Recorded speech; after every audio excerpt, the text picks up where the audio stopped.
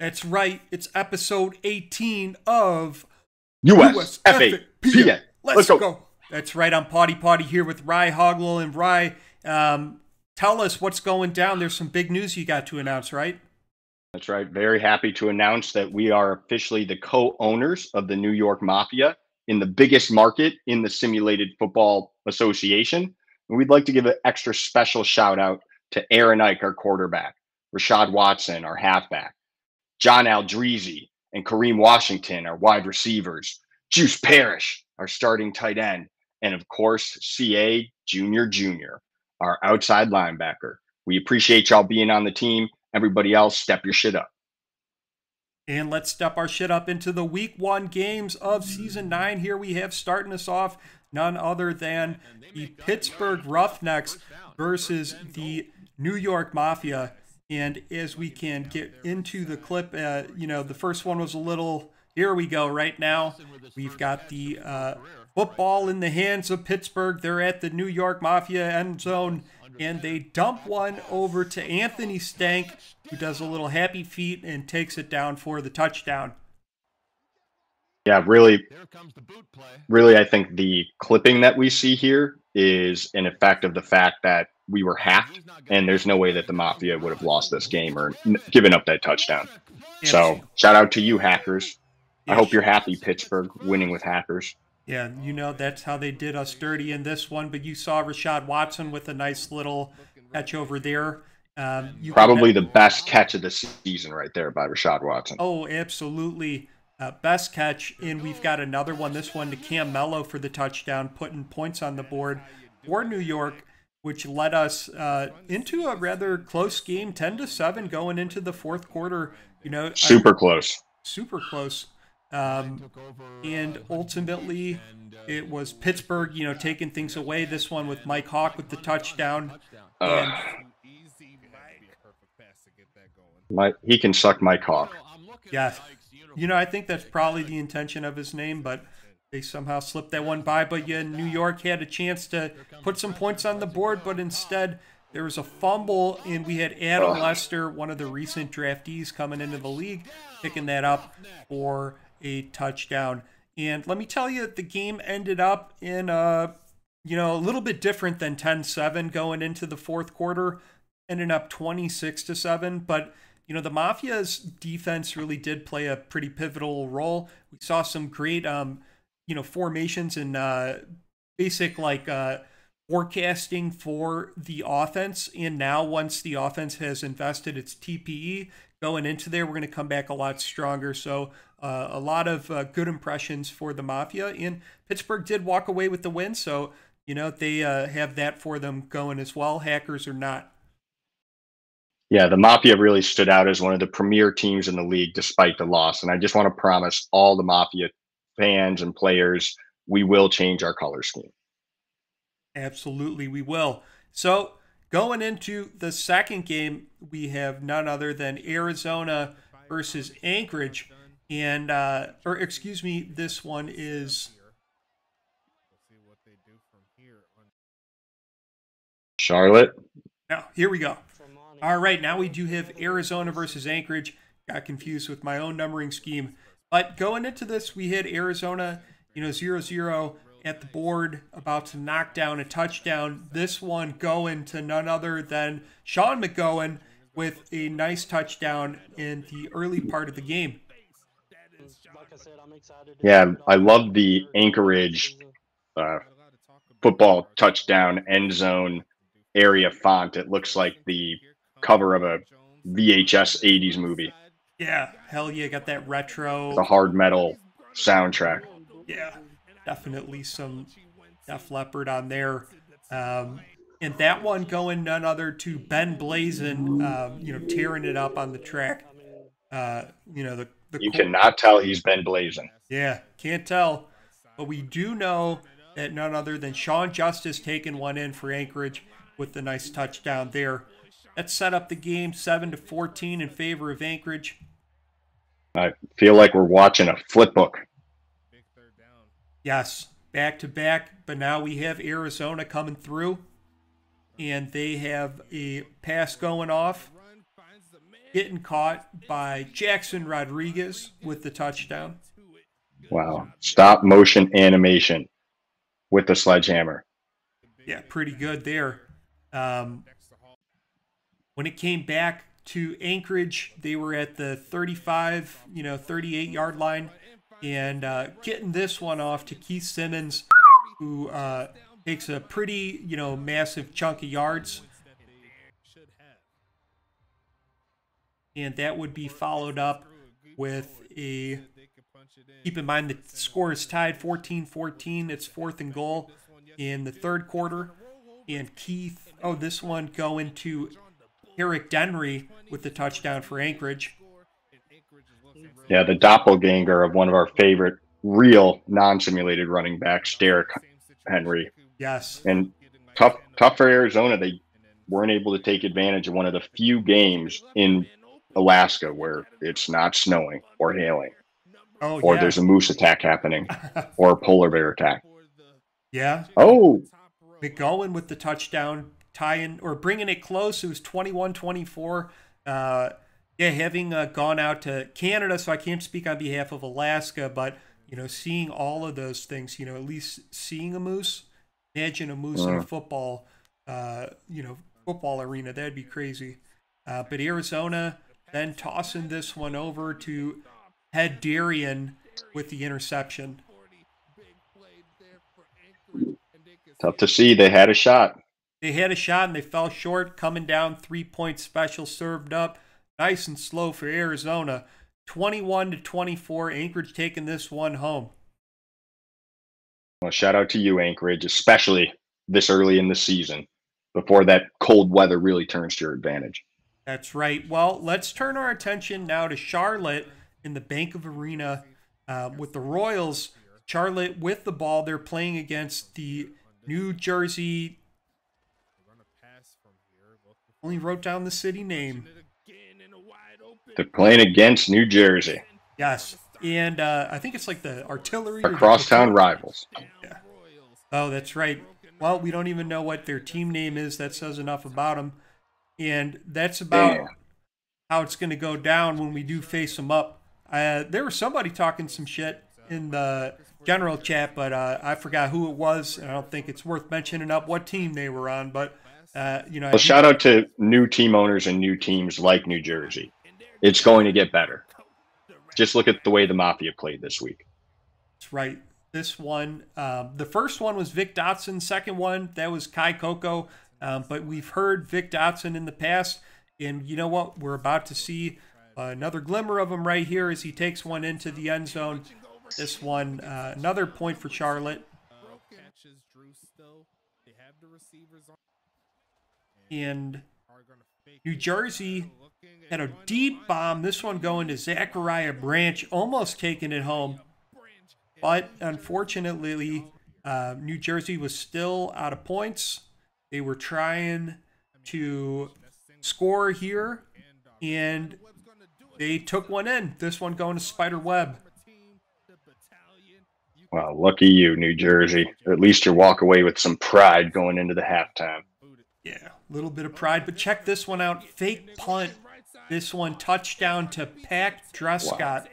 I wonder if that's the other player of Derrick Henry? Another doppelganger. Yeah. Some say the USFA is completely simulated on computers and Xboxes. Others say that it is an actual alternate reality. And we're just taking a peek behind the cupboard and, Interstellar. As we open up the veil to the next play over here, this one coming from Charlotte, and they're looking for a big boom in the game, and they give it to Doc Boone, who hustles one in for the touchdown. That wouldn't be his first. In fact, Charlotte at the 45-yard line looking to hammer one home and giving it over to none other than Doc Boone with a massive run passing through the defenders and just honing in on the end zone and executing. Wow, he looks super fast even with the lag. Well, let's see what it looks like in the final product. I'm hoping it's crystal clear. So over here, we've got New Jersey with the ball. They have the chance to least put some pressure on. But unfortunately, Dak Prescott with the interception, that was, one interception in the game, but also that fake punt touchdown. And finally, our man Doc Boone with another heavy-headed run through all those yards, taking it home, and this one going to Charlotte. This is what cartoons look like in the 50s. Except they were black and white. Well, this is how... Oh, they were the New Jersey Battalion. So nice. They've got 10. They had 10 points. Charlotte Royals had 49. So big point differential in this game. But we'll see the best of what the Battalion can do, and can the Royals continue to pull things their way. Well, the Battalion is a new team, right? Yeah, Battalion is a new team. Well, at least their color scheme is better than Dallas. Oh, the eruption with the red lines. Looks like it's 4th down all over the place. Yeah, it looks like this play is supposed to be a little later. My mistake. As much as we criticize the fields and the jerseys, it's all in good fun, and it's really one of the things that makes this league unique. Like, you're not going to see these color schemes or these fields on a real actual football league unless you're watching Boise. Unless you're watching Boise, but we were just watching Jerry Riggs with the touchdown going to Dallas. Tacoma over here getting through a massive amount of space with Lamar Davis. So 0-6. Then they scored a field goal, and we had Tacoma in the red zone ready to go. This one getting passed off to James Peach for the touchdown. Nice spike. Did you see how far that ball flew up in the air? It could have, clipped the... Let's see if they do it. I think that hit a fan. Like a Zelda game or something. So it was 0-16, Tacoma up. So Dallas did have the ball, and they stepped back. And there's a big sack by King Maximus, another new draftee to the league, so shout out there. King Maximus. Probably not your real name, and I respect that. Probably not his real name. So 0-26, Dallas with the ball. If it is your real name, I respect that too. Yeah. He's just kind of waiting there, and then we got a deep bomb, and we have a Kaiser Washington interception. A lot of Kaisers in this league. Dallas with the I wonder ball what again. gang they'd be in if they went to prison. There we go. Going into another big sack, this one by King Maximus. And that brings us into basically Dallas with the ball again, trying to put any points on the board. And they did. Right here with Quentin Robin. They got 6 minutes left. They're down 20-plus points. Okay. And watch this. This is really impressive. An onside kick. That they recovered. That was the first one that I think has ever been simulated in the USFA, or I don't know. We'd have to talk to Stacks about it, but that was the game. Ultimately, Dallas able to put up 12 points. I don't know if they went for 2 twice and didn't get it, but at least they got something through in the end. But yeah, Tacoma dominated that game. It was a good display of prestige on the field. All right, so then we move along to Huntington Beach versus St. Louis. Coming up first, we've got none other than St. Louis with the ball. They're on the arrow arch, and you can see the ball fly. This one going to Sir Lancelot with the touchdown. And St. Louis has the Bazooka Joe uniforms. Their players look like a little piece of bubble gum. Yeah, that's very true and funny. You know, in like Hebrew school, we used to be able to get gum, but it was like it had Hebrew, you know, like Bazooka Joe, like whatever it was in Hebrew, and it came from Israel, and it just like tasted sweeter. That was Carlton Banks with the reception, but I remember always like saving up money and buying a bunch of gum from the little like gift shop. Is there a Jewish rendering of the name Joe? Is Uh, Joseph a Jewish name actually? yeah, yeah. Maybe Joseph. Bazooka Joe is a Jewish company. So Do we know that? It no, might be. It might be Bazooka Joe Saladki for all we know. Yeah, they could be. That was Jeff Brown with the touchdown for Huntington Beach. I'm wondering, Yosef is like Bazooka Yosef. Yosef is kind of Hebrew. This one. Well, I know what I'm getting for my dreidels this year. For your dreidels? That's right. Just been a powerhouse out there tonight. Bazooka Yosef. All right. So now we've got kind of blocked past this one by Adam Leach. He says he's doing double duty, a great play. Honestly, and over here in our final play, St. Louis got the ball, but who's coming? None other than Phenom Chisholm, who we just traded for and is now on our team. So we got a big sack. Shout out to you, Phenom Chisholm. Save them sacks. Save them sacks. All right, so the score was 20-10, so they doubled down and took home the glory into Huntington Beach, and the Archers, you know, look to recalibrate and re-aim for a win in the next week.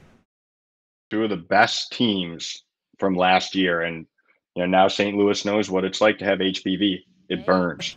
Toronto is not. It does. It burns. And, you know, speaking of burning up, we've got Toronto, one of the new teams as well. This time coming in 7 over Tampa Bay, which is really and Pawtai, you've been to Toronto before. Is it true there are no laws in Canada? I saw police officers and I saw speed limits. Now, whether there is a government system that's set up to enforce those, I don't know. But couldn't tell. No. So no, there are no laws in Canada. No laws in Canada. That was West with a run. The first one we saw was Dexter Hall with the sack. In our third That's play, where I'd want to play, Toronto, the Wild West of the North. Wild West. You know, Toronto was up 7-6, and they had the ball. This one going to Darren Ellison for the touchdown. Yeah, I heard Drake was at this game. Damn. That'd be sick. Yeah, the Six has been wanting a USFA team for years. Oh, okay. Finally. Look at that. It looks like spiderweb on top. So the HBV goes down by a sack to Dexter Hall. Big one over there. And it wasn't the end of sackage. Ugh. Now we had HBV with the ball. They're down, or no, Tampa this isn't Bay. HBV. This is Tampa Bay.